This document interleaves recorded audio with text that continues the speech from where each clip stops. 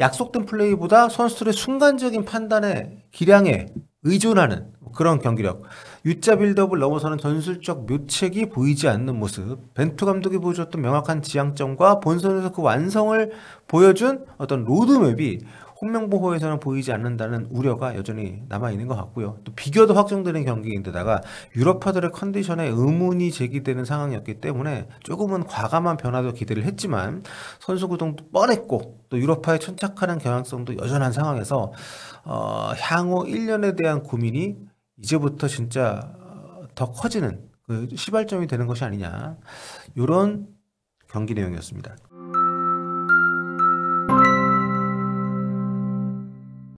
뽀레TV입니다. 자, 홍명보가 이라크 원정에서 수적인 우위를 그렇게 잘 살리지 못한 경기를 좀 한 끝에 도전했지만 그래도 2대0 승리를 했습니다. 그러면서 북중 월드컵 아시아 지역에서는 B조 2위를 확정을 했습니다. 지금 요르단이 2위고요. 3위가 이라크인데 이라크하고 승점 차가 한 경기 남겨놓은 상태에서 7점 차가 됐기 때문에 조 1위, 최소한 조 2위 자리를 확정을 하면서 월드컵 본선 직행이 결정이 됐습니다. 통산 12번째 월드컵 본선이고요. 최근 11회 연속 본선 진출 확정입니다. 1986년 멕시코 월드컵부터 시작을 해서 쭉 지금 아주 엄청난 그런 성과를 냈기 때문에 일단 여러분 이 성과에는 박수를 보내고 축구팬 모두 기뻐하셨으면 좋겠고요. 하지만 홍명보호의 오늘 경기 내용은 여전히 좀 불안감을 지우기에는 아쉬움이 많은 그런 경기였습니다. 자, 손흥민 선수를 선발해서 제외시켰습니다. 아무래도 발부상 여파가 완전하게 가시진 않은 것 같아요. 벤치 명단이 아니라 아예 선수 명단에서 손흥민 선수를 포함시키질 않았습니다. 하지만 손흥민 선수는 개인 통산 4번째 월드컵 본선 진출이 가능한 상황이 됐죠. 아직 월드컵 본선이 열리지 않았기 때문에 미리 말씀드릴 수는 없지만 그래도 간다라는 가정하에 통산 4번째 4회 연속 2014년 브라질 월드컵부터 4회 연속 본선 진출이고요. 선수들로 기록을 따졌을 때 홍명보, 황선홍, 이훈재 요 3명에 이어서 4호 기록이라고 합니다. 자, 그리고 홍명보 감독은 선수 때 4번, 코치 때 1번, 이번에 또 본선까지 가게 되면 감독으로 2번, 총 7번의 월드컵 경험을 하게 됐다. 본선 경험을 하게 됐다. 자, B조 순위표 아까 잠깐 말씀드렸습니다만 한 가지 더 언급을 더 드리면 요르단이 한국이 이라크를 잡아준 덕분에 최종전 상관없이 사상 첫 월드컵 본선 진출을 확정을 했습니다. 앞선 경기에서 오만 원정 가서 3대0으로 잡았거든요, 요르단이. 그리고 이제 우리가 이라크를 잡아주면 최종전 상관없이 본선 진출이 확정이 되는 상황이었는데 우리가 이겨줬죠. 이제 B조에서는 그 플레이오프 진출권인 4위 순위 결정만 좀 남아 있습니다. 최종전에서 오만하고 팔레스타인이 만나는데 이 두 팀이 4위짜리 하나 놓고 이제 싸우게 됐어요. 자, 이렇게 되면서 A조에서는 이란과 우즈벡도 최초입니다. 요르단 최초고. 그리고 B조에서는 대한민국, 요르단, C조에서는 일본 확정이고 호주 아니면 사우디인데 호주가 유력합니다. 최종전에서 호주하고 사우디가 맞붙는데 사우디가 4골차 이상으로 5골차 이상으로 이기지 않는 한 호주의 월드컵 본선 진출이 확정이 됩니다. 이렇게 되면 8.5장 가운데 호주가 된다고 쳤을 때 이제 6장이 확정이 되는데 나머지 2.5장은 이제 플레이오프를 거쳐서 정해지는데요. 요거는 다른 영상에서 또 말씀드리도록 하겠습니다. 자, 경기 얘기 좀 더 해볼게요. 관심을 모았던 선발 명단. 이랬습니다. 홍명보 감독이 이제 손흥민 선수를 명단에서 아예 제외를 시키면서 박승욱, 원두재 이렇게 그 3명의 선수가 빠지면서 23명 명단이 결정되는데 이 중에서 이제 손흥민 선수가 매번 달고 나왔던 등번호 7번은 이번에는 이제 문선민 선수의 차지가 됐습니다. 문선민 선수는 교체로 출전했고요. 손흥민에다가 이미 이제 부상을 당해서 소집이 안 된 김민재 선수까지 요 두 선수를 제외하면 선발 라인업이 기존 주전 라인업을 그대로 이제 가동을 했습니다. 그런데 이제 경기력이 좀 저조했어요. 사실 꽤 많은 시간을 수적 우위 속에서 경기했던 걸 감안하면 아쉬움이 좀 많은 그런 경기력이었습니다. 물론 좀 골대를 2번이나 때리면서 골 운이 따르지 않은 것도 사실이긴 했습니다만 약속된 플레이보다 선수들의 순간적인 판단에 기량에 의존하는 그런 경기력, U자 빌드업을 넘어서는 전술적 묘책이 보이지 않는 모습, 벤투 감독이 보여줬던 명확한 지향점과 본선에서 그 완성을 보여준 어떤 로드맵이 홍명보호에서는 보이지 않는다는 우려가 여전히 남아있는 것 같고요. 또 비교도 확정되는 경기인데다가 유럽파들의 컨디션에 의문이 제기되는 상황이었기 때문에 조금은 과감한 변화도 기대를 했지만 선수 구동도 뻔했고 또 유럽파에 천착하는 경향성도 여전한 상황에서 향후 1년에 대한 고민이 이제부터 진짜 더 커지는 그 시발점이 되는 것이 아니냐, 이런 경기 내용이었습니다. 자, 전반전 이재성과 이강인 그리고 황희찬 이 세 선수가 활발하게 움직이면서 기회를 좀 노리는 그런 경기 출발을 했습니다. 전방에 오세훈 선수도 많이 활용을 하려고 했는데 무리에 그쳤고요. 좋은 찬스가 분명 좀 여러 차례 있었습니다. 근데 결정을 짓지 못하면서 전반전을 상당히 어렵게 이끌어갔습니다. 그 홈에서 이라크가 철옹성에 가깝다, 저희가 프리뷰 영상 때 말씀드렸잖아요. 역시나 이라크 원정 쉽지 않았습니다. 날씨는 날씨지만 경기장 가득 메운 이 이라크 홈팬들의 열기가 진짜 대단하더라고요. 하지만 전반전 절반이 지날 무렵 우리 입장에서는 행운이 찾아왔습니다. 상대팀 공격수인 알 하마디가 조유민 선수 얼굴을 건드리는 하이킥으로 퇴장을 당했어요. 당초에는 옐로 카드를 받았는데 이제 VAR 돌려가지고 다이렉트 퇴장으로 징계가 격상이 됐습니다.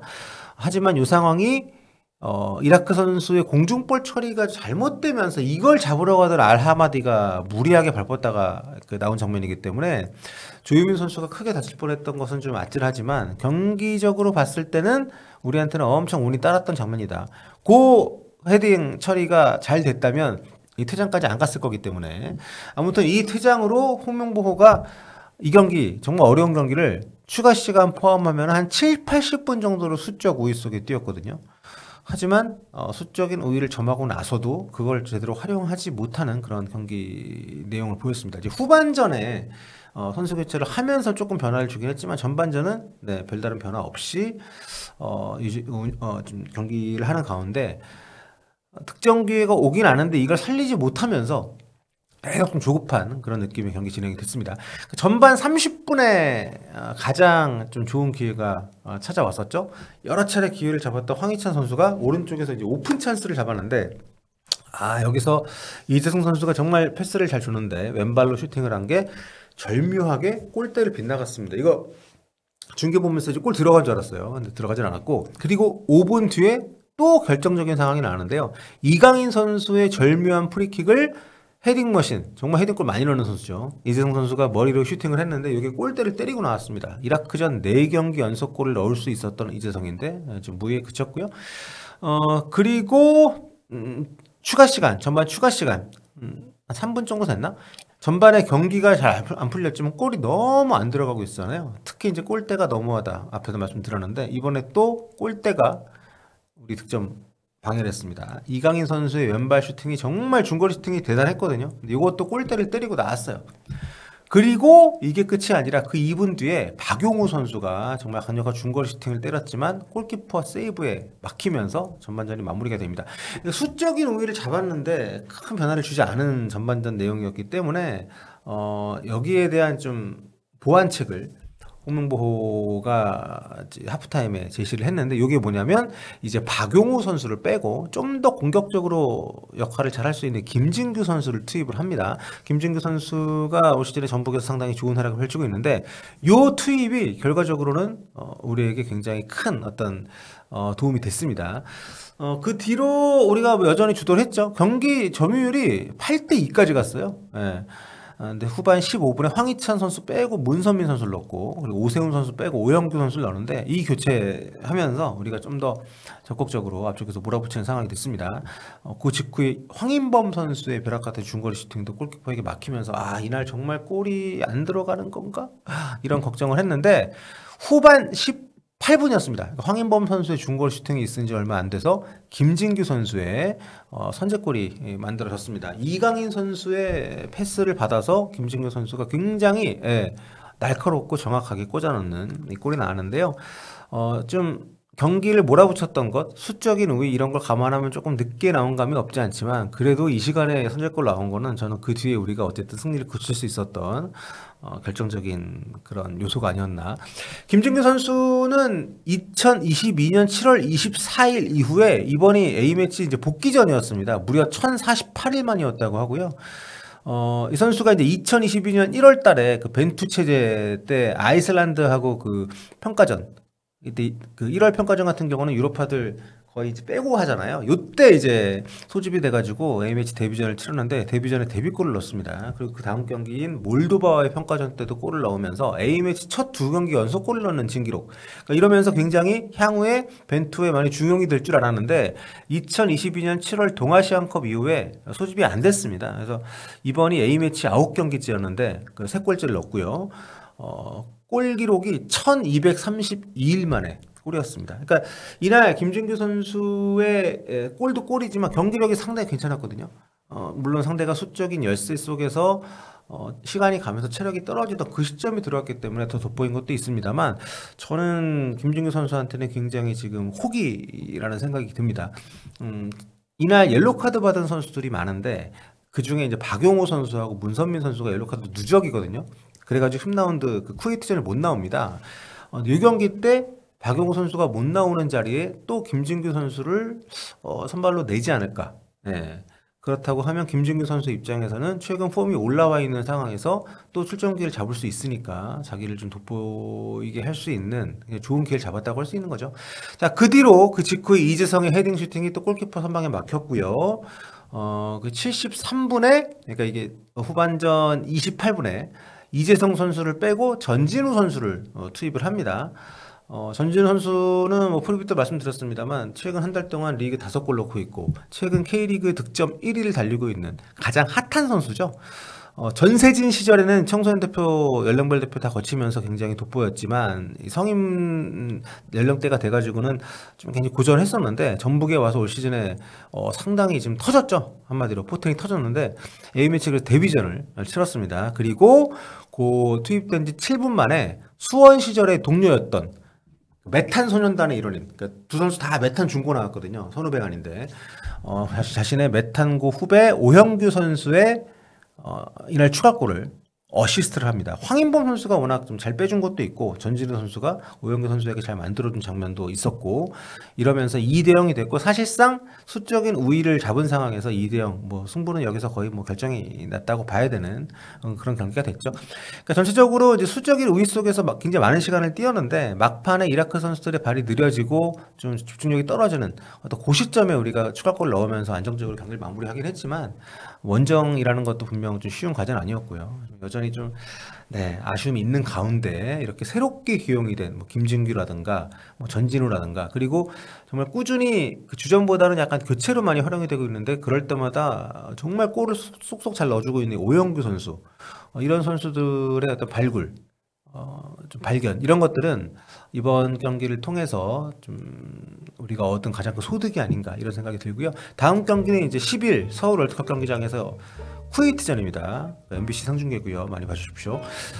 손흥민 선수가 이 경기 때 출전이 좀 가능할지 모르겠습니다만 아무튼 꼭 몸 상태가 이상이 없다면 뛰는 모습 많은 팬들이 기대할 것 같고요. 11회 연속 본선 진출 확정을 이미 지었기 때문에 아마 좀 변화를 주지 않을까요? 이런 경기에서는 좀 모험적인 시도를 좀 해야 되지 않나? 뭐 그리고 나름의 또 자축 분위기 같은 게 형성이 되지 않을까? 뭐 이런 생각이 들고요. 굉장히 좀 기대가 되는 쿠웨이트전인데 그때 또 어떤 조합으로 어떤 새로운 선수들의 그 등장이 우리를 또 가슴 뛰게 할지 이런 걸 기대를 하면서 보면 될 것 같은데 하지만 이 아시아권에서도 매 경기 이렇게 좀 쉽지 않은 시합을 하고 3월달 A매치 홈경기 2경기는 다 좀 비겨버리고 이런 굉장한 좀 아쉬움들이 좀 많은 상황에서 3차 예선이 정리가 되고 있어서 이런 부분들에 대해서는 좀 대표팀 코칭 스태프들 선수들 좀 더 많은 고민들이 필요해 보입니다. 자, 대한민국의 11회 연속 본선 진출에 성공했다는 소식 전해드렸습니다.